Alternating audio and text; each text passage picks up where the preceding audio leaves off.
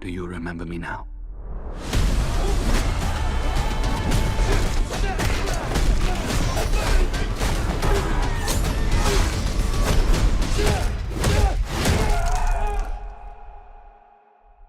I wanted to start with you because you've talked about how this movie is inspired by the movies you love, by your culture. So does this mean that this is the kind of movie that your younger self would have been, amazed to watch on a big screen?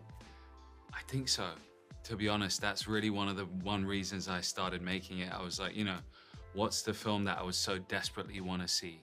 It was funny, when we went to South by Southwest, there was this older Indian gentleman that came up to me and he shook my hand, and then I was going to leave and he held onto it and he goes, I'm jealous of my son. And I go, that's a weird thing to say. And he goes, he's 14 years old and he's lucky that he's gonna have someone like you representing him in a film like this, and I never had that. And I was very emotional when he said that.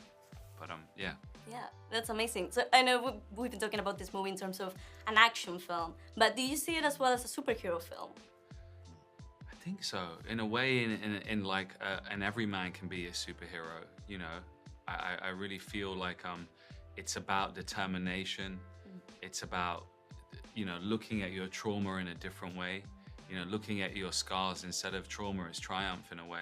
And I think he surely has a ferocity to him that is, you can't put him out. It takes one small ember to burn down everything. I just love that you've had this secret this whole time that you're like the perfect action star. No. Like he's a martial artist. He's got this, this unique physicality, and he really is a perfect, avatar for the audience in terms of a character that we want to seek revenge with, I think. Yeah, I guess that superhero vibe to it maybe comes from Hanuman, the story from Indian mythology. You think that's why it fits so well into this superhero lore? Yeah, I mean, I remember when my grandfather was coming from Kenya and he was telling me these stories of the Indian mythology, and I was so fascinated by Hanuman and so much of these comic books that I'd grown up with, from Batman to Superman splitting his chest open, flying, his superhuman strength. It felt, the parallels were so similar, so it was amazing to be able to kind of adapt that and recontextualize it into something more grounded and more meaningful to today's society. Yeah, so Jordan, as a producer, what are you expecting that audiences all around the world take away from this film? Well, I think people are going to see this film and think of it as a full meal of a film. They're going to see the type of film that they don't get anymore. We don't make anymore. We don't see films this good.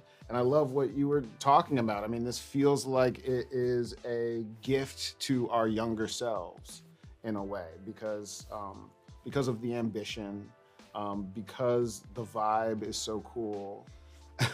to be frank, it's so unique and cool. This sort of heightened world you've created, and it's going to be a film that deserves to be in the theaters because it's one that gets the audience really active and cheering and laughing and crying.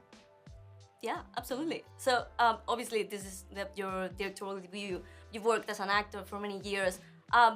What did you learn, or is there anything that you learned from the directors that you've worked for that you have applied in this movie? I think all of them. I think by some subliminal osmosis has made its way into this movie, from kind of Danny Boyle exposing me to India in a crazy way, in his kind of like, the way he puts the camera and his ferocity as a filmmaker, to, Garth Davis, who I did a film with Lion, or David Lowery, I did a film with Green Knight. All of these kind of filmmakers have kind of really formed me.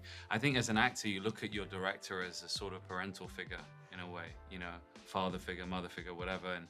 And so that, as someone who dropped out of school, when a director hires you and takes you under his wing as a young man, I think it's been the most informative kind of journeys of my life, Can you go back to being directed now? Yes, of course.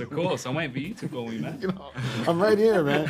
Are you gonna cast them in your next film? Hey, look, this is one of the blessings for me and Monkey Paw Productions. I've always wanted to work with Dev as an actor. It will happen. And but when I found out that he had essentially already made this film, and that it would be, I knew we had to jump on board and we had to help as much as possible.